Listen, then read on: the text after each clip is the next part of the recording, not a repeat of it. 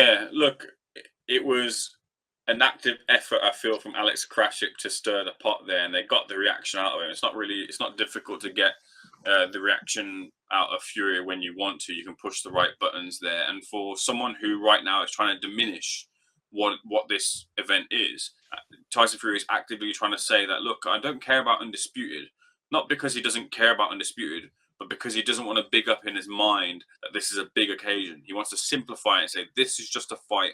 I'm going in to fight, beat him, get paid, get out of there. Doesn't want the occasion, doesn't want the pressure of the occasion, what that brings, doesn't want the stats about the history, about the last however so long it's been since Lennox Lewis held the titles and so on and so forth. Not interested in that. My thought is quite what I was looking for after Tyson Fury bit was if the humor was still there as well, because you see those sides of Tyson Fury, in these press conferences, and it was still. I think we saw the same Tyson Fury. I don't see we saw someone that had the Usyk team had an edge over him in the mind games battle in the start of the fight because the fights began.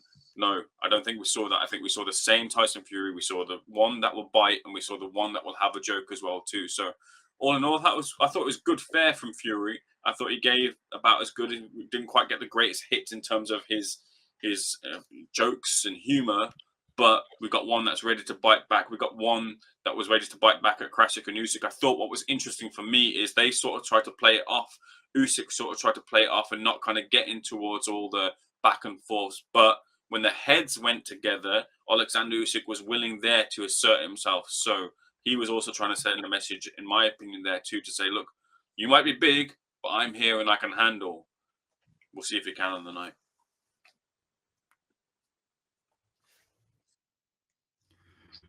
Yeah, it's an interesting one.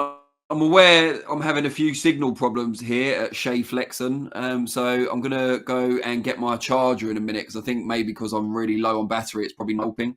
But just to say, Fury, I thought seemed a bit unsettled in Usyk's presence. I don't know how much of that was down to the Francis Ngannou puts and how much of it was just being so close to someone who they've been going back and forth verbally, or mostly fourth in Fury's sense, for so long now.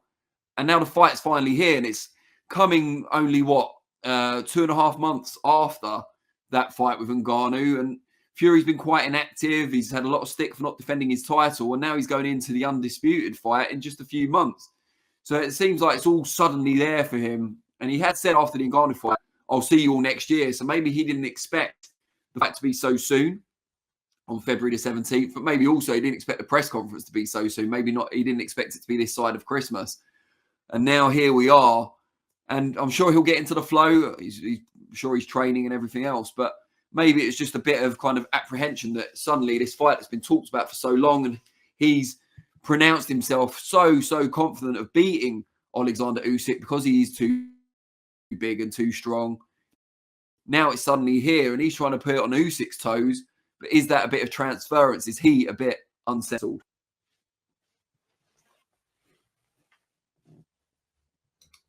No, I don't. I'm not sure.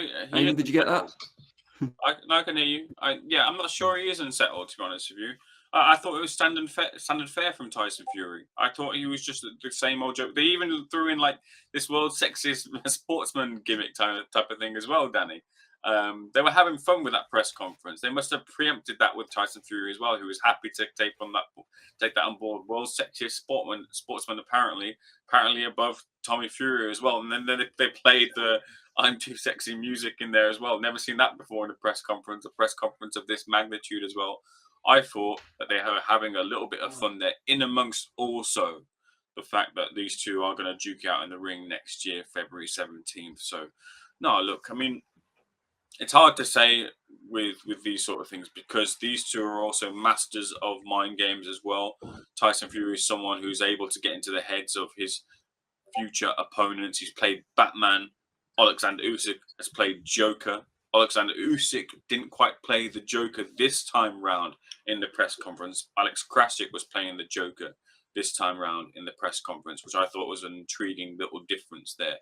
But for two masters of mind games, for people who don't believe that Oleksandr Usyk can't be penetrated in terms of his or mind games before the fight, I think Fury just about takes the edge here if you're looking for those 1% here in the fight heading towards that undisputed.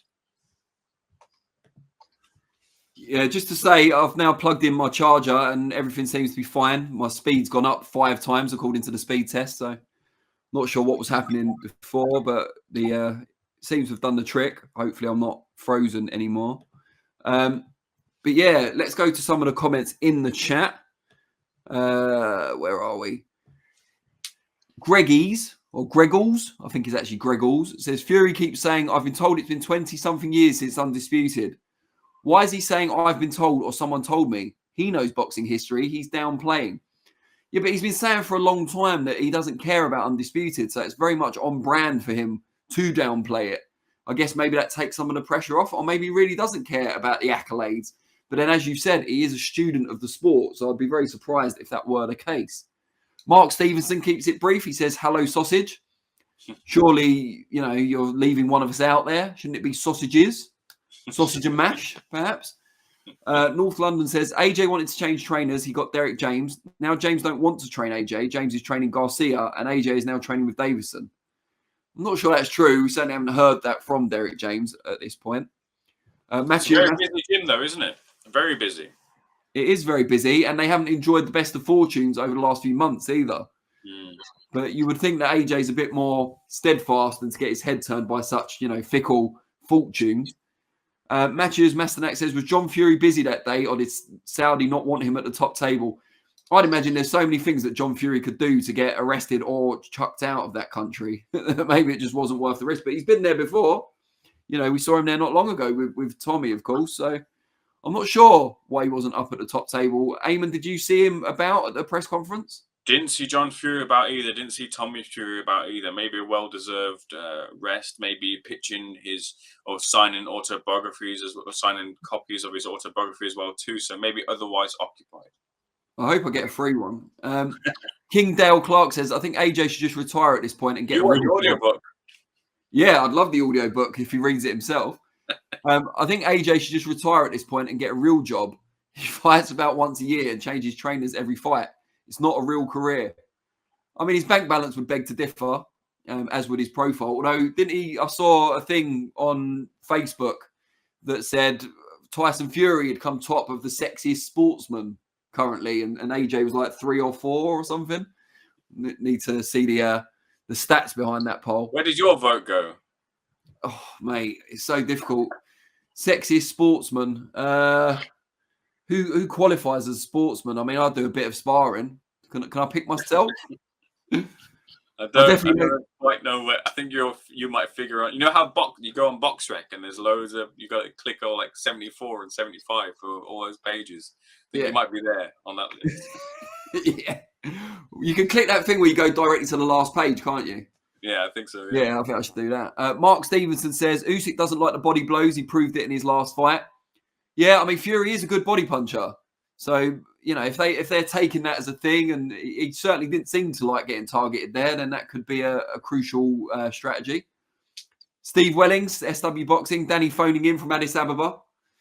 Nice. You just wanted me to say Addis Ababa, didn't you, Steve? Nice to have you watching again, though. Didn't you, like, swear off of us a few weeks ago? Said you'd never come back. Oh, another SW Boxing. He's doubled down. Fury's daft routine is wearing thin. More fighting, less talking needed. James Toney and Razor Ruddock are more active in the ring. Well, maybe this will be the fight that brings out the best in him. You know, maybe Usyk will force him to a place we haven't seen him forced to for quite some time. You know, Deontay Wilder took him somewhere with the knockdowns and the power, but maybe in terms of matching him on a skill-for-skill level, Usyk's the one to bring out the best in Fury. Certainly wasn't Dillian White or Derek Chisora in the last 2 proper boxing fights. And Ngannou, I think, by being rough and unorthodox, brought something out of him in the same way Otto Vallon did. But this is a completely different type of challenge. And I think this is going to be interesting. I'm more interested in it now than I was before the Ngannou fight.